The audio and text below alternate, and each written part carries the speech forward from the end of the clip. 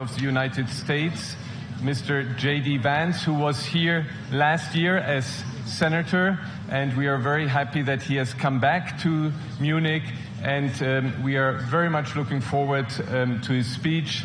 Please welcome Vice President J.D. Vance.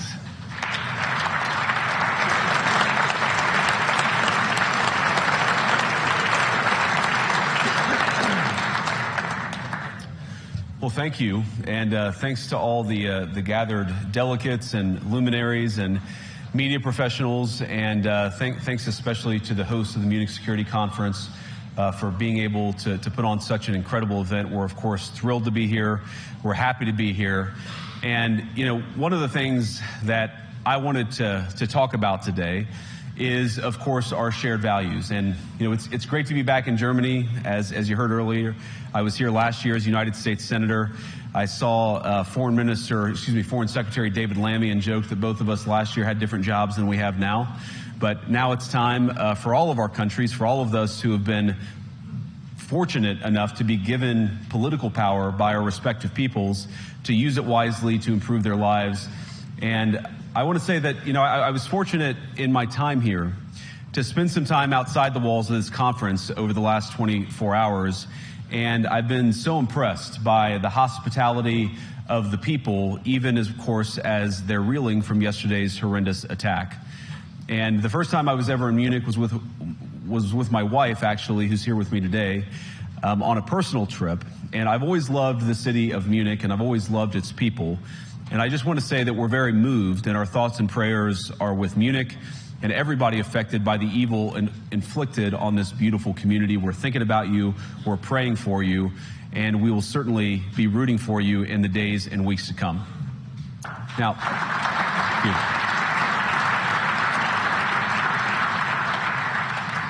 I hope that's not the last bit of applause that I get, but we gather at this conference, of course, to discuss security, and normally we mean threats to our external security. I see many great military leaders gathered here today. But while the Trump administration is very concerned with European security and believes that we can come to a reasonable settlement between Russia and Ukraine, and we also believe that it's important in the coming years for Europe to step up in a big way to provide for its own defense, the threat that I worry the most about vis-a-vis Europe is not Russia, it's not China, it's not any other external actor. And what I worry about is the threat from within, the retreat of Europe from some of its most fundamental values, values shared with the United States of America. Now, I was struck that a former European commissioner went on television recently and sounded delighted that the Romanian government had just annulled an entire election. He warned that if things don't go to plan, the very same thing could happen in Germany, too. Now, these cavalier statements are shocking to American ears. For years, we've been told that everything we fund and support is in the name of our shared democratic values. Everything from our Ukraine policy to digital censorship is billed as a defense of democracy. But when we see European courts canceling elections and senior officials threatening to cancel others, we ought to ask whether we're holding ourselves to an appropriately high standard. And I say ourselves because I fundamentally believe that we are on the same team. We must do more than talk about democratic values, we must live them. Now, within living memory of many of you in this room, the Cold War positioned defenders of democracy against much more tyrannical forces on this continent. And consider the side in that fight that censored dissidents, that closed churches, that canceled elections. Were they the good guys? Certainly not. And thank God they lost the Cold War. They lost because they neither valued nor respected all of the extraordinary blessings of liberty. The freedom to surprise, to make mistakes, to invent, to build. As it turns out, you can't mandate innovation or creativity, just as you can't force people what to think, what to feel, or what to believe. And we believe those things are certainly connected. And unfortunately, when I look at Europe today, it's sometimes not so clear what happened to some of the Cold War's winners. I look to Brussels, where EU commissars warn citizens that they intend to shut down social media during times of civil unrest the moment they spot what they've judged to be, quote, hateful content. Or to this very country, where police have carried out raids against citizens suspected of posting anti-feminist comments online as part of, quote, combating misogyny on the internet, a day of action. I look to Sweden, where 2 weeks ago the government convicted a Christian activist for participating in Koran burnings that resulted in his friend's murder. And as the judge in his case chillingly noted, Sweden's laws to supposedly protect free expression do not, in fact, grant, and I'm quoting, a free pass to do or say anything without risking offending the group that holds that belief. And perhaps most concerningly, I look to our very dear friends, the United Kingdom, where the backslide away from conscience rights has placed the basic liberties of religious Britons in particular in the crosshairs. A little over 2 years ago, the British government charged Adam Smith Connor, a 51-year-old physiotherapist and an Army veteran, with the heinous crime of standing 50 meters from an abortion clinic and silently praying for 3 minutes. Not obstructing anyone, not interacting with anyone, just silently praying on his own. And after British law enforcement spotted him and demanded to know what he was praying for, Adam replied simply, it was on behalf of the unborn son he and his former girlfriend had aborted years before. Now, the officers were not moved. Adam was found guilty of breaking the government's new buffer zones law, which criminalizes silent prayer and other actions that could influence a person's decision within 200 meters of an abortion facility. He was sentenced to pay thousands of pounds in legal costs to the prosecution. Now, I wish I could say that this was a fluke, a one-off crazy example of a badly written law being enacted against a single person. But no, this last October, just a few months ago, the Scottish government began distributing letters to citizens whose houses lay within so-called safe access zones, warning them that even private prayer within their own homes may amount to breaking the law. Naturally, the government urged readers to report any fellow citizens suspected guilty of thought crime. In Britain and across Europe, free speech, I fear, is in retreat. And in the interest of comedy, my friends, but also in the interest of truth, I will admit that sometimes the loudest voices for censorship have come not from within Europe, but from within my own country, where the prior administration threatened and bullied social media companies to censor so-called misinformation. Misinformation like, for example, the idea that coronavirus had likely leaked from a laboratory in China. Our own government encouraged private companies to silence people who dared to utter what turned out to be an obvious truth. So I come here today not just with an observation, but with an offer. And just as the Biden administration seemed desperate to silence people for speaking their minds, so the Trump administration will do precisely the opposite, and I hope that we can work together on that. In Washington, there is a new sheriff in town, and under Donald Trump's leadership, we may disagree with your views, but we will fight to defend your right to offer it in the public square, agree or disagree.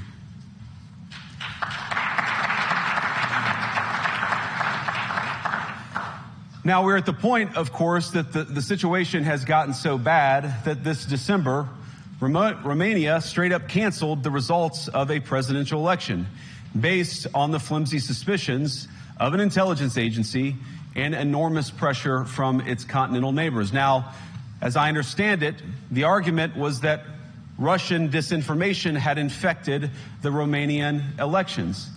But I'd ask my European friends to have some perspective.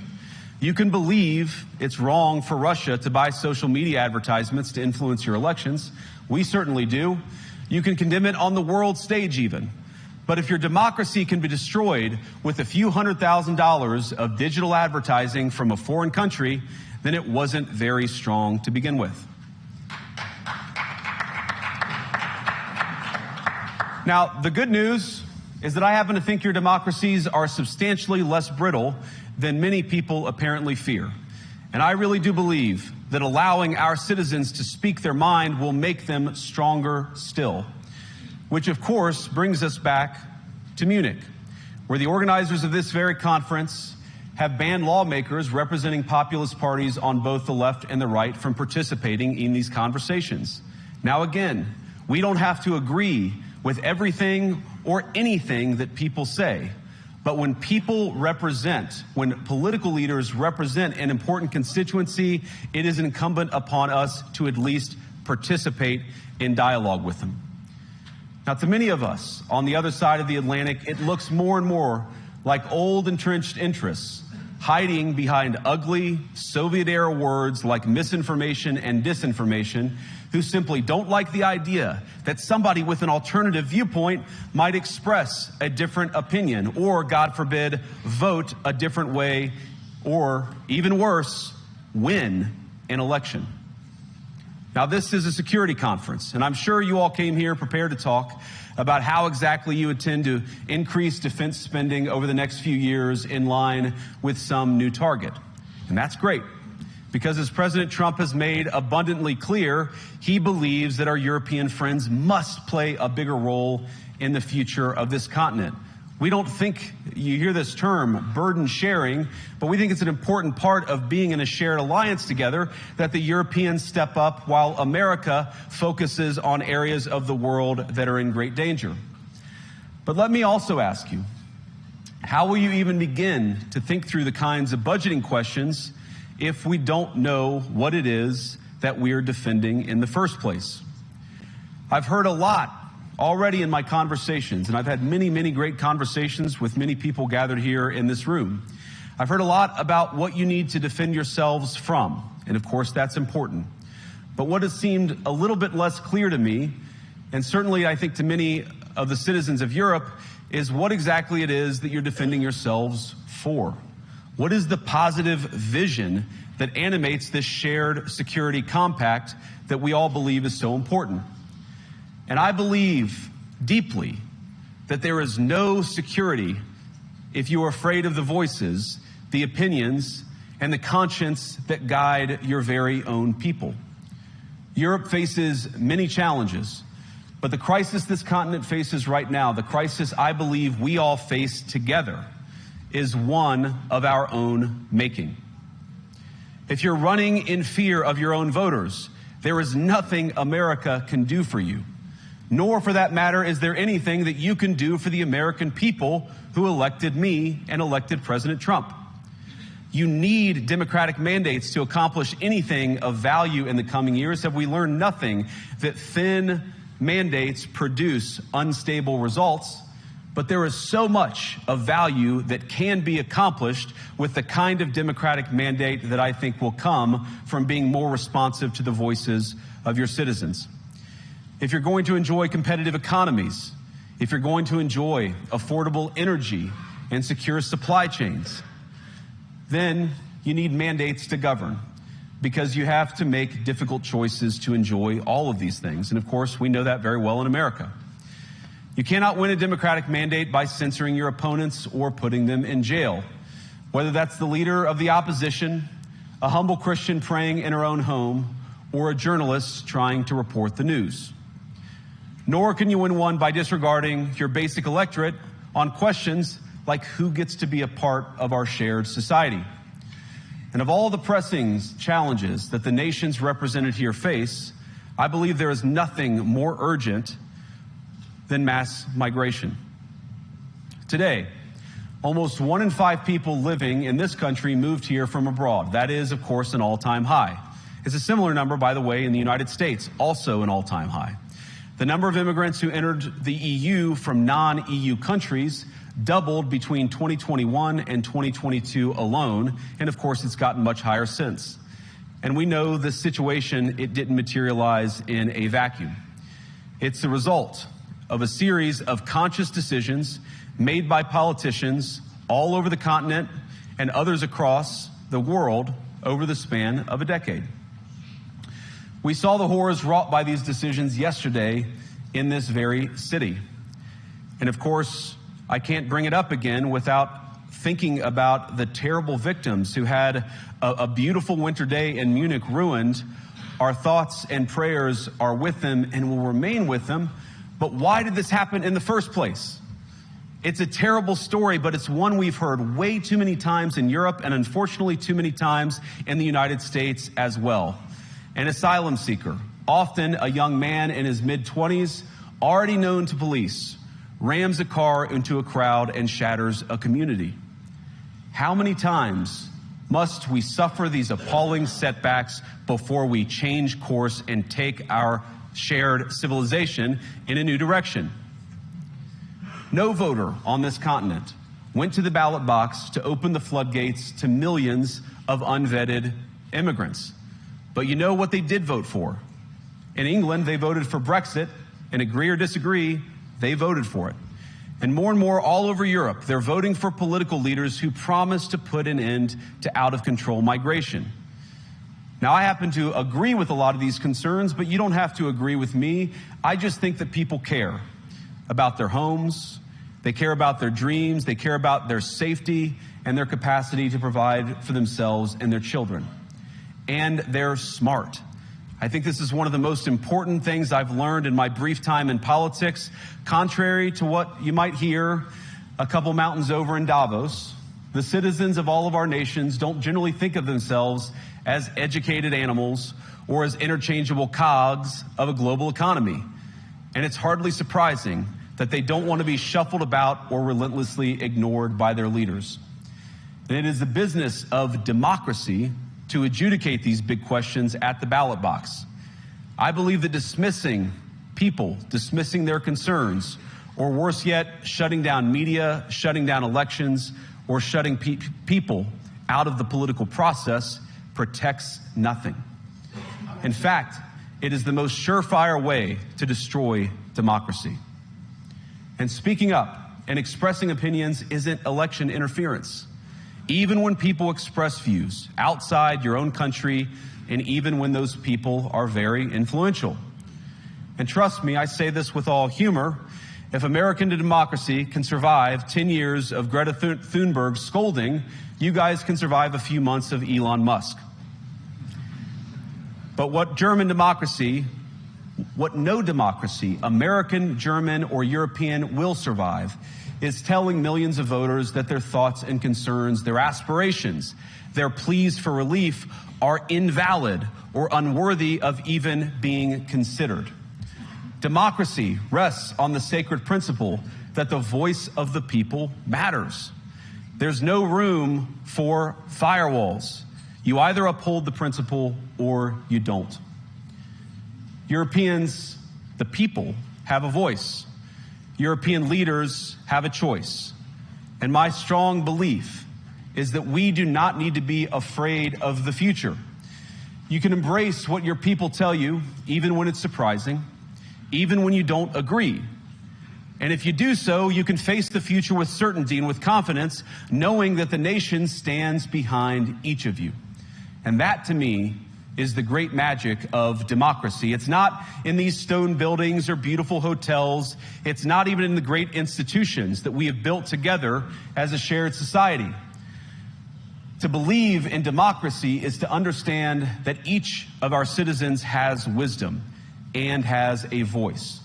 And if we refuse to listen to that voice, even our most successful fights will secure very little. As Pope John Paul II, in my view, one of the most extraordinary champions of democracy on this continent or any other, once said, "Do not be afraid." We shouldn't be afraid of our people, even when they express views that disagree with their leadership. Thank you all. Good luck to all of you. God bless you.